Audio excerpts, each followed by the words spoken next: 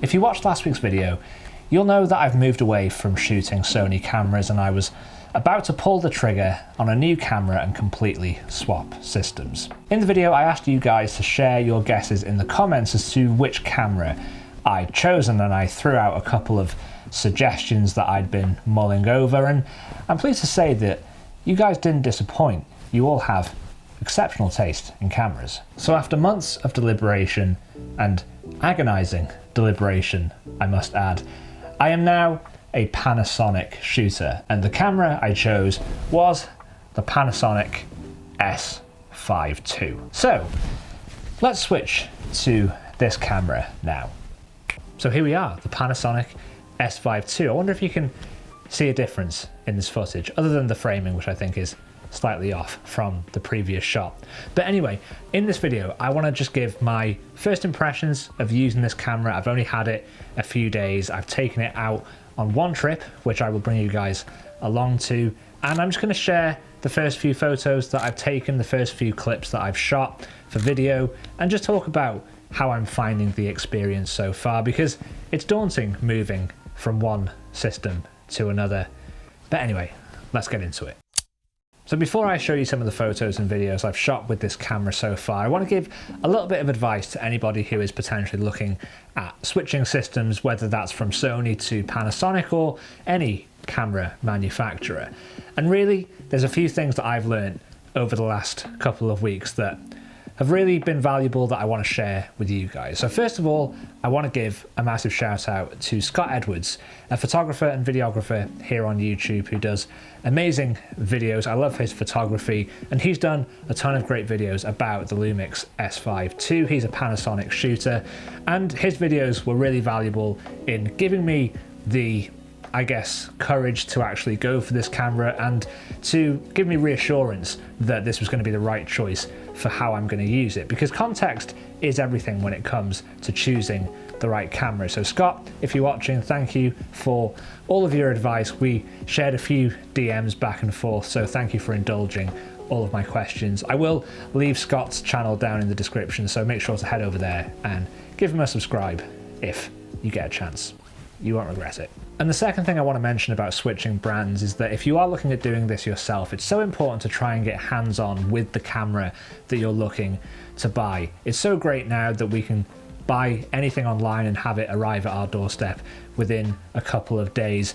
But for me personally, I drove up to Clitheroe in Lancashire to UK Digital, a shop that's an hour and a half away from where I live. So, you know, a fairly substantial journey. And I did that because I wanted to feel the camera in my hands before making that decision. You know, ergonomics is important. The shooting experience is really important.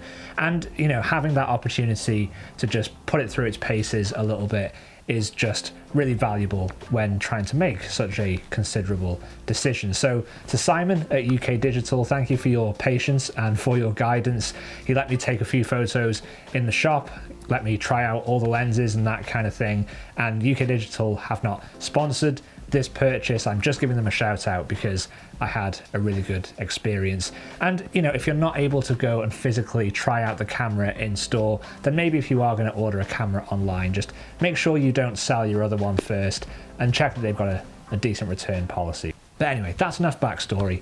Let's now take a look at some photos and some video shot on the S5ii. So over the weekend, me and Alex headed to the historic market town of Shrewsbury in Shropshire. It's a really beautiful town that dates back to Roman times. It has so much character, so much charm, and it's a great place to experiment with a few different types of photography, from street photography to landscape photography and everything in between. So it felt like the right place to kind of put the camera through its paces. Now, a photo walk of any kind is never possible without some good caffeine to kick things off. So we headed to Pont Bakery, a really great independent artisan bakery in Shrewsbury that do amazing croissants and fabulous coffee. So we got ourselves fueled up and I managed to take a couple of nice sort of lifestyle shots with the camera. The light was pretty nice, there was some nice contrast, and I was just immediately blown away by the photo quality and the color quality of this camera. This is often the type of stuff I love to shoot, especially in my commercial work, where I work with a lot of businesses, predominantly in the kind of lifestyle area, shooting interiors, cafes, restaurants, all that kind of stuff. And I was just really surprised at how great these photos look straight out of camera. Now, I'm not going to get too deep into the specs in this video, but for anyone who isn't familiar, this camera has a 24 megapixel sensor, full frame. So you might be thinking, well, that isn't really a lot of megapixels by, today's standards, and you'd be 100% right. I mean, the Sony a7 IV has 33 megapixels, the Fuji X-H2 has 40, and I think the X-H2S has slightly fewer, but that is a more video-centric camera. And I guess the same can be said for the S5ii II. This is a real video powerhouse, and often you'll find that cameras that are very capable of shooting video often have lower megapixels just because that's a bit more advantageous for capturing video. But this has the same number of megapixels as my Sony a7 III. So why have I chosen a camera that doesn't necessarily have a higher megapixel count and potentially no higher resolution in terms of image quality? And just like how I mentioned that the raw files out of the S5 II are really, really exceptional, that's because megapixels, I have discovered, only really tell part of the story. Now, I really struggled with the Sony a7 III. I never really used to like the colours that camera produced. Greens always looked a little bit weird, yellows were a bit difficult to work with. But really, the colour science in this camera is just absolutely beautiful. I don't know if it's to do with Panasonic's partnership with Leica. I expect it's definitely part of the equation. And often people shoot Leica or choose to shoot Leica because of their colour science, because of the contrast, and because of the look, right, that those cameras have. And I can definitely see echoes of that in this S5 II. I don't necessarily like to do loads of editing anyway, but I've definitely found that I have to do a lot less work in post with these photos compared to what I was shooting on the Sony a7 III. So am I bothered that this camera doesn't really have as many megapixels as the Sony a7 IV or the Fujifilm? Well, so far I can't say that I missed those extra megapixels. Sure, I don't have as much room to crop, but that just means that you have to be a little bit more considerate with your compositions. And that's fine by me. I mentioned earlier that context is so important when deciding on what camera to buy in terms of what's going to work well for you. Depending on what you shoot, 24 megapixels might not be enough. And sure, whilst being a landscape photographer, 24 megapixels definitely seemed a little low, but this camera has a trick up its sleeve that made me even more confident that this would be the right choice for me. Now, there is a mode within the S5 II that allows you to shoot in higher megapixels. It enables you to shoot a file of, I think, up to 96 megapixels just by stitching multiple exposures together in camera. So using that mode, if I do need higher resolution because I'm doing a big print of a landscape shot, for example, then I've got the option to do that. You have to use a tripod because obviously images are being stitched, so you've got to make sure that there's no movement between images. But really, that's not necessarily a big deal in landscape photography because landscapes don't often move, and I'm often shooting with a tripod if I'm doing any serious landscape photography. So because of that feature set, I know that's going to be perfectly fine for me and for the landscapes that I shoot. So anyway, back to Shrewsbury. As I was wandering around the town, just firing off a few shots here and there, something that was really, really profound to me was just how important image stabilization and in-body stabilization is in terms of making sure that you have good stabilization in your camera, especially when you're shooting video. And I just couldn't believe how steady the footage was. If you look at some of these shots walking behind Alex, you can just see how little camera shake there is, and there's no stabilization added in post. This is just the stabilization built into the camera. That's absolutely great for video work, especially here on the channel. I don't use gimbals when I'm out in the field making these videos and capturing B-roll, but just having a camera with great stabilization for video, it's just going to make my life so much easier. But that isn't only a benefit for video. I've also found it to be really, really beneficial in my stills photography as well. So a little theme that emerged as I was walking around capturing a few street photos is I wanted to experiment with some motion blur, dragging the shutter a little bit, shooting at some slower shutter speeds to try and get some of that movement and kind of dynamism in some of these scenes. So I definitely had an opportunity to test out the IBIS. I was shooting at around a 1/5 or a 20th of a second, completely handheld, something I could have never have done on the Sony a7 III. And you'll see in some of these shots that there's plenty of motion blur between, you know, the cars, the people, whether they're walking or cyclists just moving through the frame, but everything else, everything that's static, is absolutely pin sharp. A really, really great feature to have, because if you ever struggle with low light, as sometimes I do when I'm on shoot, you know, not every business that I go to has great light and don't necessarily like shooting with flash. I like to use natural and available light as much as possible. So having a camera that has good in-body stabilization just means that I can shoot a handheld at slower shutter speeds without any problem. A big win for me. So let me talk to you about the full kit that I've purchased with the S5 II, because I've only really mentioned the body so far, but we have lenses to talk about. And wow, these lenses are absolutely great. This sounds like an ad, doesn't it, for Panasonic? It's not. I'm not affiliated with Panasonic, and they definitely haven't sent me this camera to do a review of.